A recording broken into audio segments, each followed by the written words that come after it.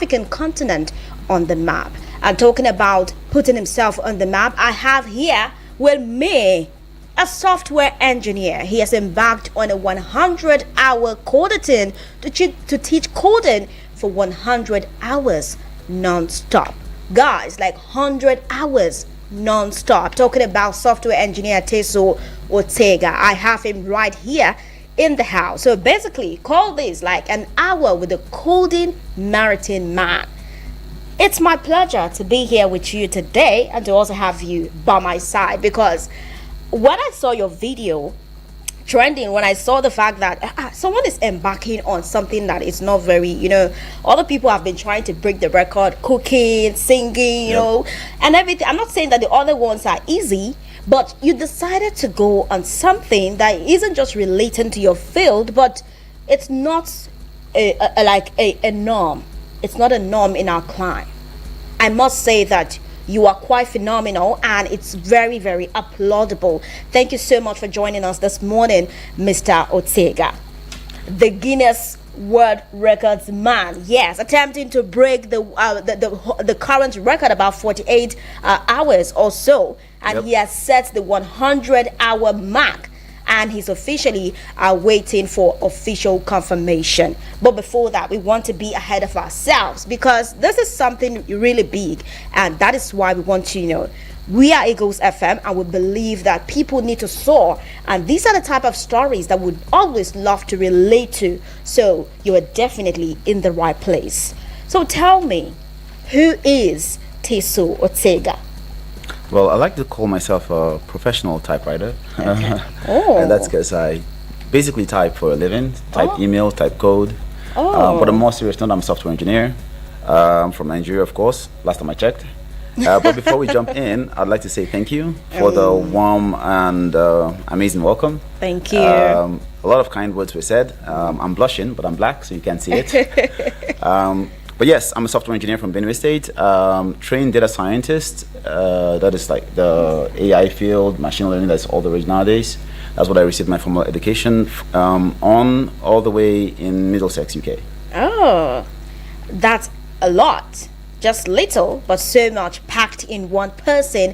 And you guys, in case you're wondering what's going on here, head on to our Facebook page. You need to see what this man looks like. The man that has coded for 100 hours. You need to see what's going on right here in the studio. So follow us across all social media platforms to have an idea of what you need to know at the moment. Now, Mr. Ortega, how does it feel to have completed the 100-hour coding marathon?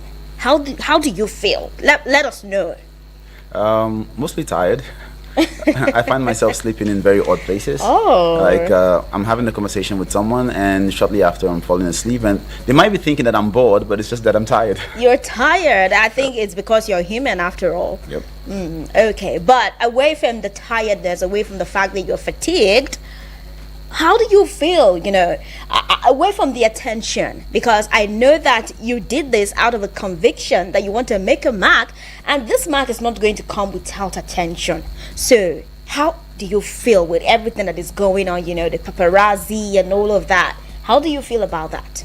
I think for the most part, I am super happy that we got to do something amazing. It was not just me. I had an amazing team of people supporting as well. And I'm super proud. I'm happy. Okay. I think we've done Nigeria proud. I've done my state proud, and we've also done Africa proud, because there were a lot of Rwandans in the call. There were a lot of Zambians, and it was like a united front, and that's a good feeling. Okay, a good feeling, I must say, and I definitely would want to know more. All right, could you just tell us about your journey as a software engineer? Ooh la la! Now where do I start? Start from anywhere. I originally did not set out to be a software engineer. I originally was a medical student studying veterinary medicine years ago. And I had a professor of embryology that said, I see you score B's and you don't attend classes. So it's better you are the most amazing refuse disposal man in the world than the second best rocket scientist. Okay. Go do what you love. And that set me on a path to software engineering. And I never looked back. Okay. So basically, like you said, you were already into veterinary studies before you got that inspiration to leave to being a software engineer. So it's like how did you find yourself in the whole veterinary field before you eventually, why didn't you just go straight to the software engineering thing? Well, it's this. Growing up, you're either a lawyer or a doctor or a pilot when you're growing up. Like, what do you want to be? Okay, yeah. So I guess I grew up with that notion that I had to be a doctor, and so I wrote the SATs to go to the US. Okay. Didn't go, and the next best thing was vet medicine. And so I just went along with it. And when I actually made the transition, it was not easy, because it was like you've flushed down all these bragging rights that parents have. My child is a doctor and whatnot. So it was quite difficult. It was a tortuous journey, but I had the inner conviction. This is what I wanted to do, and it worked out. Okay. That's like the conviction was always there. Okay, could you just expatiate on what coding is? Yes, the main topic of this course. For the layman listening to you this morning that may not have an idea of what coding is, for us that we are not software engineers, please tell us, what's coding? Coding, in layman terms, is like I want to talk to someone that speaks only Russian. Okay. But I don't speak Russian. I speak English, and maybe I speak Tiv, for instance. But I know someone that speaks Tiv and Russian. So I speak to the person in Tiv, and he speaks to the person in Russian. That's basically what coding is. So you speak to the computer in a language you know. It can be Java, Python. It's just a language. And once you learn the language of choice, that language then in turn is able to tell the computer what to do. So it's basically the art of telling the computer what to do. That's coding. Okay, could I say it's like a prompt, like prompting? Could it be relating to the whole artificial intelligence kind of thing? I do not know, and that is why I'm trying to have more insights into what this coding is. And I believe that my listeners also share the same sentiment as I'm trying to find out more about what coding is. Well, prompt engineering is a completely different. It's a different field. Because for prompt engineering, you're interacting with more of a model, and that is like a far more involving conversation. Okay. But not coding. Coding is yes, artificial intelligence, like the GPTs, the pre-trained transformers, and whatnot. Like they are code that has been written by someone somewhere. Okay. But coding is more direct. So you want to add two numbers. The computer is a very, very good calculator, so you need to instruct the computer for it to perform that operation, basically.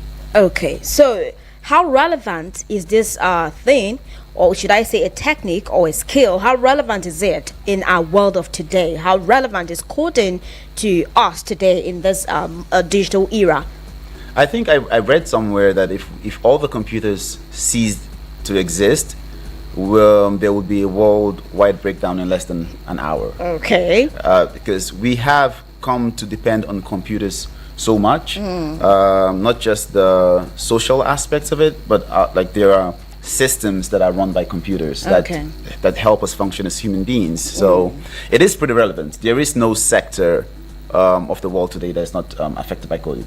Oh, okay. No sector that is not affected by coding. And then talking about that, let's know what actually sparked your interest in attempting a Guinness World Record for coding. Well, I think it was very, very personal for me. I see that technology is very, very powerful. And I can give a story to relate to this. It's one that I also shared earlier. There is a young man who was in Lagos and used to sell hawk pure water on the streets of Lagos. Okay. They don't have a secondary school education or university education, and they learned to code in a cyber cafe. So they had like this one machine in a cyber cafe that they'd go to. They installed everything they needed on that machine. And as fate would have it, I was the person that welcomed this Nigerian to Germany. So the company I worked for at the time hired him, flew him to Germany. And he's living in Germany now, earning a lot, without a secondary school degree, without a university degree, because he learned to code. So it is a very, very powerful, transformative skill to have. And I wanted to showcase this to Nigerians and to the world. Oh, okay. To not just showcase to Nigerians, but of course to the world. And I must say that you're doing so much already, trying to put not just Nigeria on the map, but of course the African continent. Now, when you talk about empowerment, because what you've said is that one of the sparks for you to have embarked on this is like trying to create awareness that young people could take this up as a form of empowering themselves. Just like you said, that the young man who used to hawk in Lagos and eventually had his way to know about coding, and then his breakthrough came. So, how can you encourage young people listening to you? Because it's not an easy venture, or should I say it's not an easy profession as it is being painted, maybe for you because you're already there, but some people, I know that we are now in a whole techie world and everything, but everybody wants to be a tech guy, everybody wants to be a tech bro or tech sis, but it's not always that easy. So what do you have to say to that person listening to you that is aspiring to be that tech person, especially as regards coding? Well, the tech is broad. Coding is just one aspect of it, and even coding itself, it's super broad as well. Okay. And one of the things that and another reason why I went on this challenge is to dispel the myth that it is extremely hard. I have been fortunate to teach coding to a lot of people. In 2016, I came to Nigeria, taught coding to a lot of. Then it was trying to promote women in tech, and many of the people I taught to code, some of them are working in Microsoft, some of them are working at Tesla, many of them are outside Nigeria, some of them are still in Nigeria, and I have pilots that learn to code. I have people that read estate management that learn to code. I have a friend who graduated from the University of Lagos with a third class degree and got into tech and worked with Cisco. He's in the US. So it's very, very, like, there's this myth that it's difficult, but it's not. It's like there are numerous ways to get up to speed if you just have someone to show you the way and point you at the gotchas, and that's basically what I was trying to accomplish with this. Okay, talking about someone to mentor you or to teach you what you need to know, I know that there are certain skills that people need to acquire or have to be able to code. So what are some of those skills that are very necessary before someone can code? Well, literacy is definitely up there. Okay. You need to be literate because coding actually involves typing on the keyboard. Hence the joke earlier that I was a professional typewriter. So if you can read and you can write, then you're pretty much halfway there.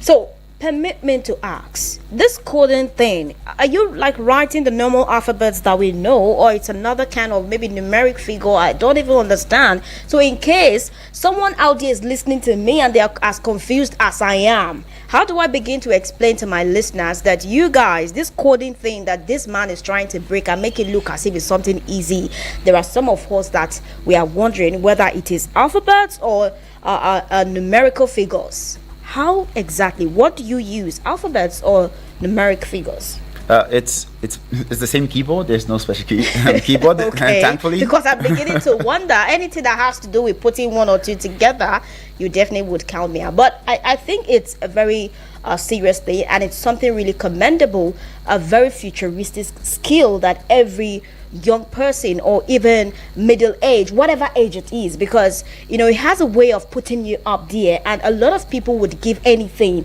just to know how to code, but somehow you decided to do it. Wow, we'll be talking more when we return from this commercial timeout, and when we come back, I'm definitely going to put you on the spot by asking you so much of questions, so please get ready for me. All right, listener, you stay tuned and listening to the General Open Banter segment on Eagles 102.3 FM Abuja, and it's the Midday Extra show, and I've got here the coding marathon man, talking about Teso Ortega. He is a software engineer who has embarked on a 100 coding to teach coding for 100 hours non-stop. You know that some other Nigerians have broken so much of the Guinness World Records, and this man is also going to join the list when the Guinness World Records officially confirm his fate. All right, so keep it locked right here on Eagles 102.3 FM to enjoy every moment right here on radio. We'll be back in a moment. While others are blabbing, total. Dance. Let's fill you in with pure entertainment. Eagles 102.3 Abuja. 102.3 FM Abuja. Log on to our website. Please listen to this announcement. Farex Borehole. We are competent. We are committed. We simplify borehole for your borehole survey, for your borehole drilling, or any of your borehole challenges. Call us on 080 3596 5170 080 3596 5170.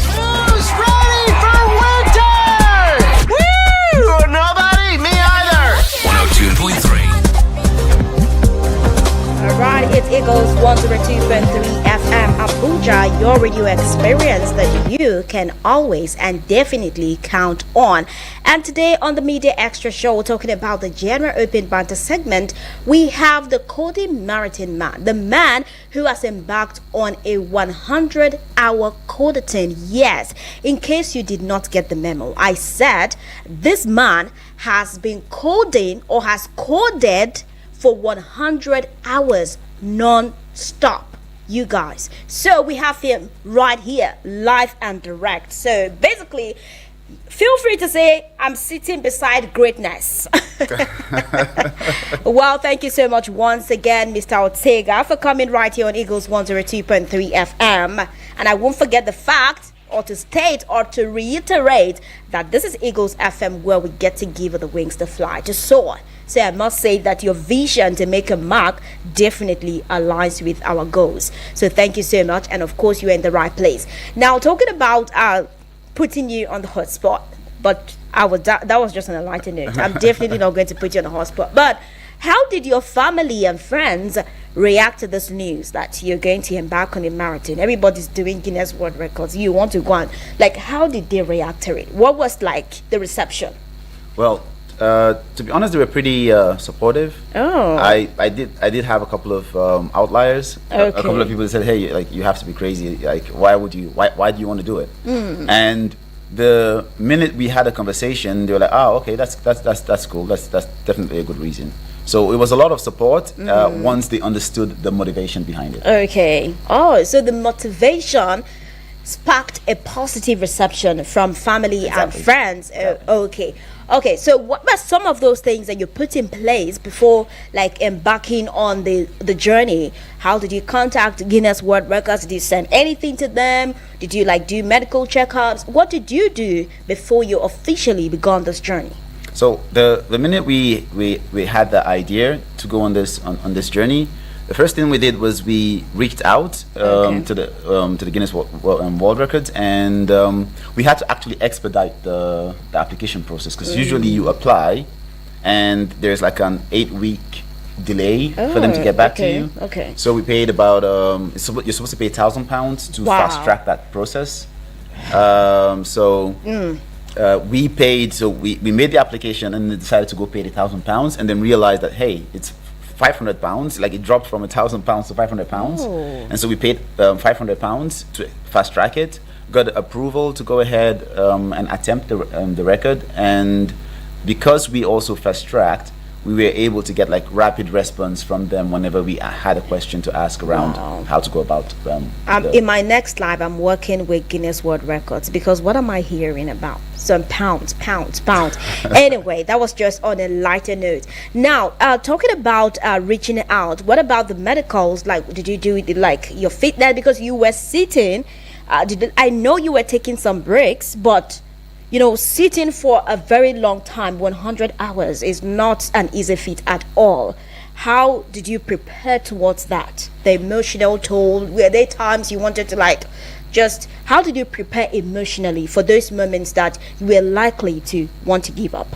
Well, there was a lot of preparation, and a few days before the event started, there was like a no activity, like I was put on like on a no activity watch you list. became like a VIP kind of person. Yeah. Everything was just being done for you. Yeah. Okay. So, but there was also a lot of standing as well. Oh, I didn't sit the whole time, because sitting for that long is well, it's easier and it's better to stand. Okay. So we invested in getting like the table, that automatic standing table, so that when you've stood for a long period, then you can sit for short minutes or seconds and then stand again. Okay. So there's a lot of standing, and there was also like a medical team on standby, intermittent checking of like the blood pressure, making sure everything was good. And at some point I was like at this war of attrition. Like, I need coffee. No, you don't get coffee. I need coffee. No, you don't get coffee. Like, drink more water.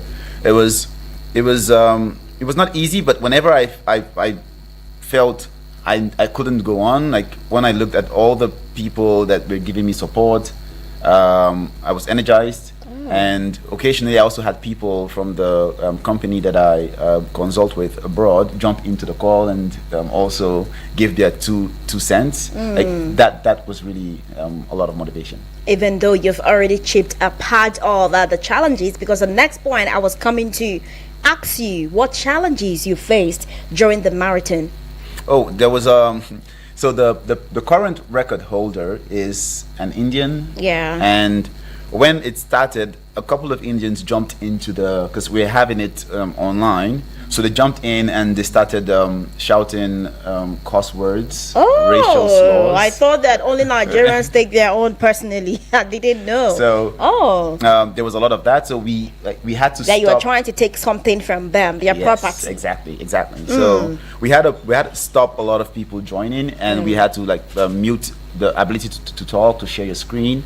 They also try to share vulgar content as well. So that's one of the challenges we face with the Indians and the Pakistanis.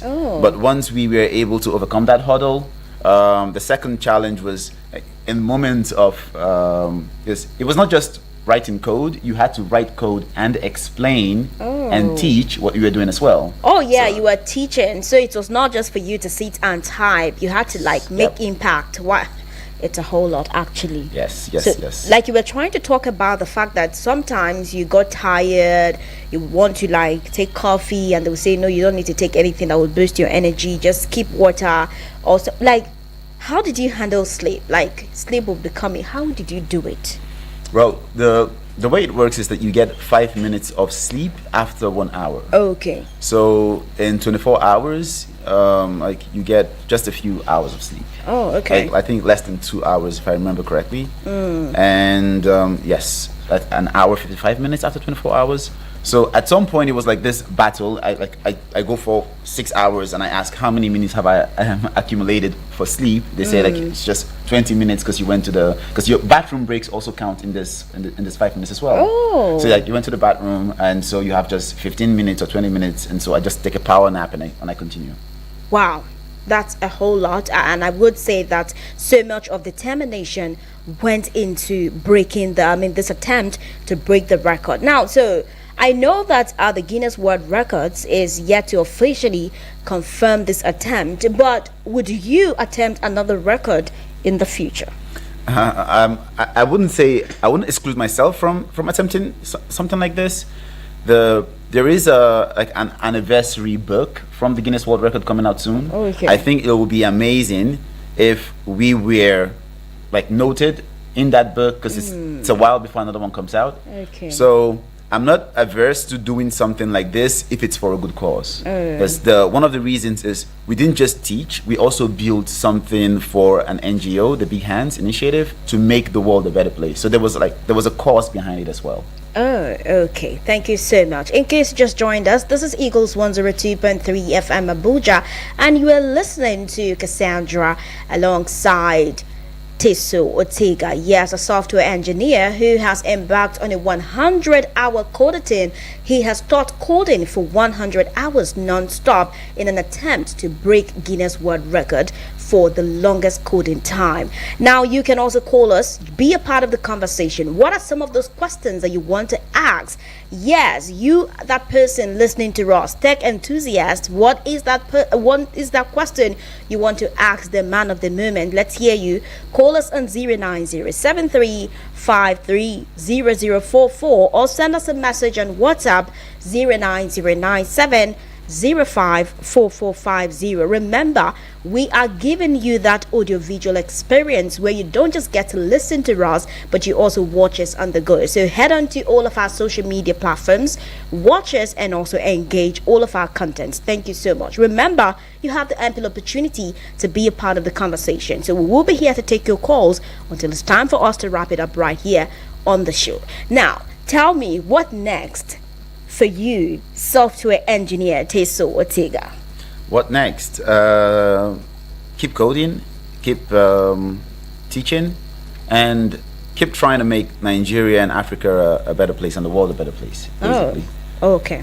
So are you going to like take this away from just the maritime thing? Okay, like you said, I think you said something that there was a time you came to do some coding classes or tutorials for some people. Are you still doing that, or is there still chance that other people, especially for young people who may not afford to pay to learn the skill? Yeah, most definitely. There's a lot of interest. I think it's just finding the right platform and the right avenue to do that. So I'm super enthusiastic about teaching, about technology, and it's transformed my life in so many ways. And if I can do that, like pass on the baton to someone else, by all means, I'm always happy to do it. Of course, technology is the future, and the future is here already.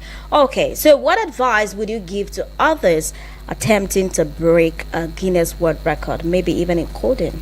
Because it's likely that someone might want to break this record when it's officially confirmed. Yeah, most definitely. I'd say it shouldn't be just about breaking a record, because that's what was true for us, at least. It wasn't about the record as much as it was about teaching and then building something, teaching coding, teaching and enabling people. So if there is a cause behind it, or if there's a reason behind it, then you get the energy to even break the record. But if it's about breaking the record, then sometimes you might need some sort of extrinsic motivation to keep going. Okay, so it shouldn't just be about you wanting to break the record, but the motivation should be much more than that. So for you, what was that motivation that was much more than just breaking the record?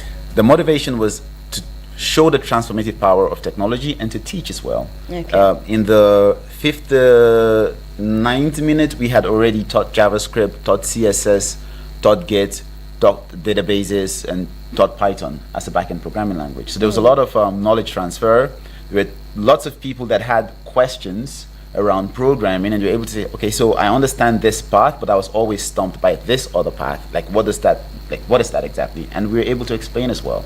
Okay. So that was the motivation. And I must say that it's more like a reinforcement of your idea to make a mark. And thank you so much, Mr. Ortega, or Engineer Ortega, for joining us today on the Media Extra Show on Eagles 102.3 FM Abuja. But just before we let you go, every person is a product of who they actually idolize in some type of way, depending on what it is that they want to get inspiration from. So who are those people that inspire you or motivate you as a person? People that are dead or people that are living? Because anybody can inspire you. There are people who have made a mark even after they've gone beyond the afterlife. In the afterlife, they are still making their mark. So anyone, who is the person, or who are those people that are inspiring you? I'd say the first person is definitely my father, Celestin Ortega. He was a wonderful, amazing, extraordinary individual. Something happened when I was in university in Benue. I was very unserious because I didn't want to study medicine. I didn't register for my courses, and so I wrote the exams, but I was not on the register. And I went Wait, did daddy tell you to study medicine? Oh, you wanted to do it because parents want a lawyer or a doctor kind of? No, he passed away when I was I think in secondary school. Oh, sorry about that. It's thank you so much. It's been a long time. And so what happened was he was someone that would support you irrespective of what you wanted to do. Wow. And when I went to this to the registrar's office, or to I've forgotten the officer in school. He was like examination officer. His office. He said, you are the most unserious student. Get out of my office. So when he took my form and he saw my name, he said, "Who is this?" Like I said, whose son are you? I said, his dad. He said, "It doesn't matter. Who is it?" And I told him, and he was like, your father was an amazing person. He paid my tuition. I didn't know him from anywhere, and that was inspiring. Like that large heart, it changed my life. Like, it made me start thinking differently, not about what I can get, but what I can give. So that's definitely the person that inspires me the most. Wow, the fact that he did something for someone probably he might have forgotten even when he was alive, but the person was able to remember that mark he made, it was more like an investment, because somehow it had a way of bringing that motivation from your lecturer to you, and thank goodness here we are today. Yes. And somehow you got a purpose and you had to realign. Exactly, because he didn't, it was not planned. He had no idea that this person he helped would one day be an exam officer somewhere, and his child would, he was already gone. And he was like, if I could reap something like that, because he sowed a long time ago, and I reaped what he sowed. If I also do a lot of good, who knows what might happen. Wow. Good to know that your dad is your greatest source of inspiration. Thank you so much, Engineer Teso Otega, for coming here this morning on Eagles 102.3 FM. It is a pleasure listening to you, and thank you so much for sharing your journey with us, and congratulations once again, and we hope for good news from the Guinness World Records as you strive to officially hear from them, as they officially confirm your feat. Merci beaucoup. Thank you. All right. I'm hoping that we will have you on the seat again after you might have attempted another record. Well, maybe I could come for coding classes. I do not know, because maybe. I just want to know, how do you do something other than just, I thought it's the typing that every other person is doing, but it seems like that one is more sophisticated. I want to do that film of sophistication. So you will see me soon for my coding classes. Thank you so much once again. We appreciate you, and thank you so much for joining us. Okay, there you have it. It's been an amazing time listening and talking to Engineer Teso Otega, a software engineer who has broken, or rather I would say attempted to break the Guinness World Record for the longest coding time. Yes, he has embarked on a 100-hour codathon to teach coding for 100 hours. Basically not just pressing his computer, but trying to make an impact. And right now he is waiting for the official confirmation from the Guinness World Records. And trust us to keep you updated on that. Once that happens, you will be the first person to know. Thank you so much. Keep listening to Eagles 102.3 FM Abuja. It's still the Media Extra Show, and it's you and I until the top of the hour, 2 o'clock. I am Cassandra, your media chick. My friends call me Cassie, so be free to call me Cassie. Bye for now. Keep listening and enjoy every moment on radio.